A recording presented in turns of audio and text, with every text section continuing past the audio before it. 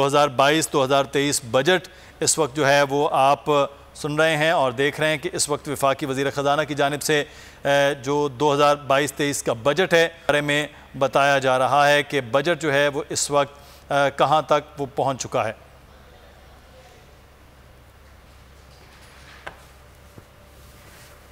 वफाकी वज़ीर ख़ज़ाना मिफ्ताह इस्माइल इस वक्त बजट तकरीर कर रहे हैं।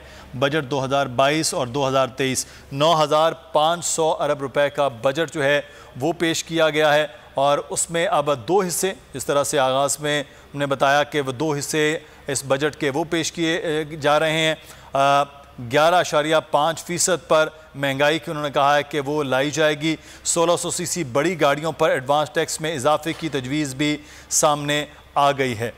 तो अब कुछ चीज़ों में टैक्सेस के छूट मिल रही है और अक्सरियत में अब टैक्सेस जो है उसका इजाफा भी किया जा रहा है।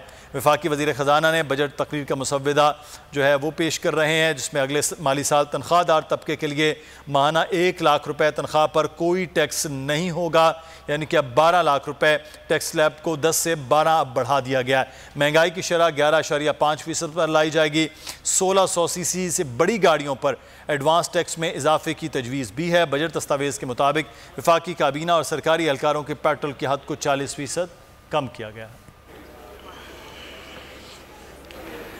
बेनज़ीर इनकम सपोर्ट प्रोग्राम की रकम में इजाफा किया गया है, जो 2020-21 में 250 अरब थी। 2022-23 के बजट में ये रकम बढ़ाकर 364 अरब रुपए कर दी गई है। इसके अलावा 12 अरब रुपए की रकम यूटिलिटी स्टोर्स कॉरपोरेशन की अशिया की सब्सिडी के लिए मुख्तसिस की गई है, जिसकी वजह से हर महीने चीनी और आटे के ऊपर सब्सिडी दी जाएगी। इसके अलावा 5 अरब रुपए की इजाफी रकम रखी गई है रमज़ान पैकेजेस के लिए यूटिलिटी स्टोर्स कॉरपोरेशन में।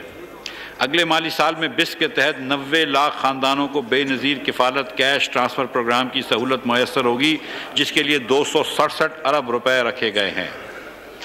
बेनज़ीर तालीमी वज़ाइफ प्रोग्राम का दायरा 1 करोड़ बच्चों तक बढ़ाया जाएगा। इस मकसद के लिए 35 अरब रुपए से ज़ायद की रकम रखी गई है। 10,000 मज़ीद तालिब इल्मों को बेनज़ीर अंडर ग्रेजुएट स्कॉलरशिप दिए जाएंगे, जिसके लिए 9 अरब रुपए से ज़ायद रकम मुख्तस की गई है। बेनज़ीर नशोनुमा प्रोग्राम के तहत तमाम इज़ला तक बढ़ा दिया जाएगा, जिस पर तकरीबन 21.5 अरब रुपए की लागत आएगी। इसके अलावा 6 अरब रुपए मुस्तहक अफराद के इलाज और इमदाद के लिए पाकिस्तान बैतुल माल में रखे गए हैं। अवाम और सनअत और तिजारत के लिए तवानाई कलीदी अहमियत रखती है। इन शोबों और अवाम के लिए हमने अपने पहले 3 महीनों के दौरान 214 अरब रुपए इजाफी सब्सिडी अदा की है, ताकि साबका हुकूमत के दौर की बकाया जात के बोझ में कमी लाई जा सके। अगले माली साल के दौरान इस मद में 570 अरब रुपए की रकम रखी गई है, ताकि गर्मी की सख्त मौसम के दौरान अवाम बिजली का खर्च बर्दाश्त कर सकें।